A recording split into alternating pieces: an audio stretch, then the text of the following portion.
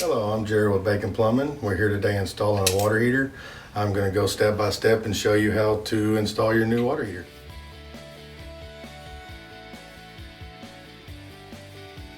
What I'm doing now is while the heater is draining, I am installing the new ball valves for the heater to be shut off if there's ever a need.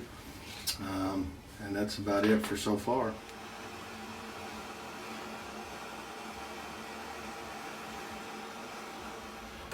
Installing the flood stop after the ball valve.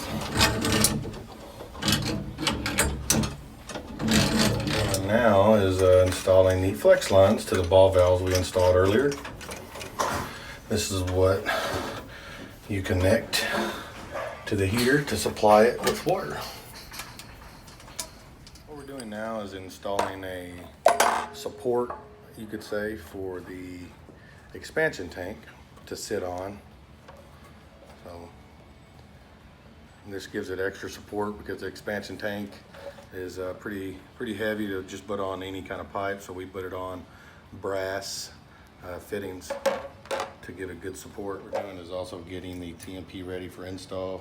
We're changing it over from copper to CPVC, a lot better material.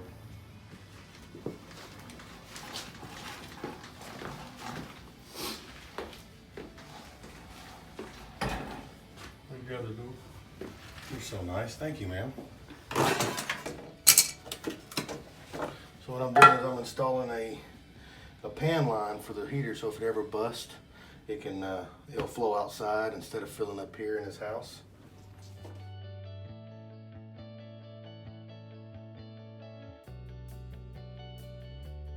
So the reason for doing this is we have to make sure the drain line has fall, and there's a piece of wood here for the frame that we have to just remove a little piece of it so the pipe will come out to the garage.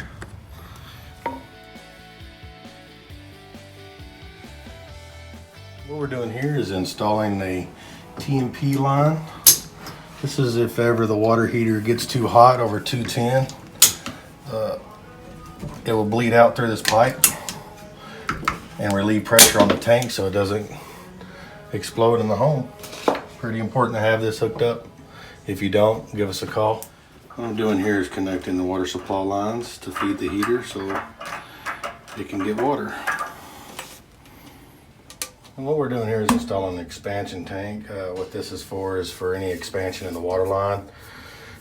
He has a closed water line system to the home, so this helps for the water when it pressures up.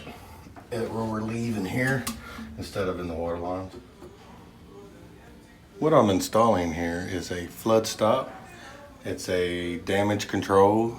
If you ever have your heater bust, this device will automatically shut the water off to your heater so it doesn't continuously fill up and continue flooding your home.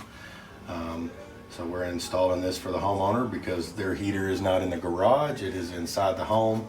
And if you're never here, this will shut your water down for you to your heater so it doesn't continue flooding your home. Recommend this device to anybody. What we're doing now is we're lighting the pilot. Always make sure your gas is on, of course.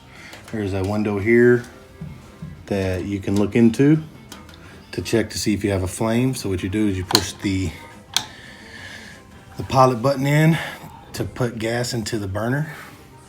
You just look underneath here for the, and you just wait till you see the pilot light.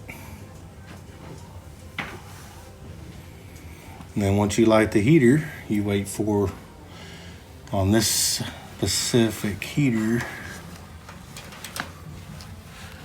all right. So here in a minute it'll blink.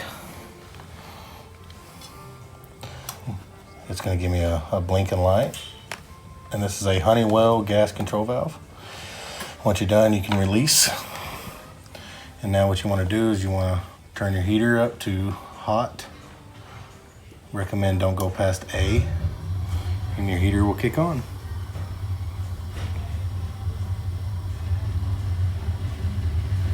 And that's it. I'm about to install our Bacon Plumbing sticker to the unit.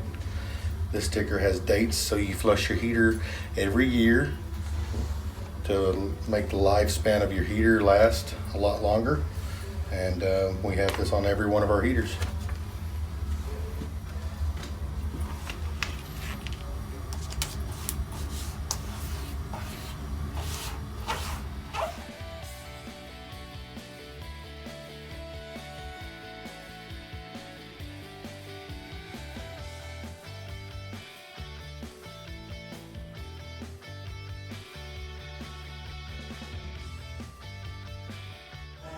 When we needed a new hot water heater, we didn't know where to go, and then we found Bacon.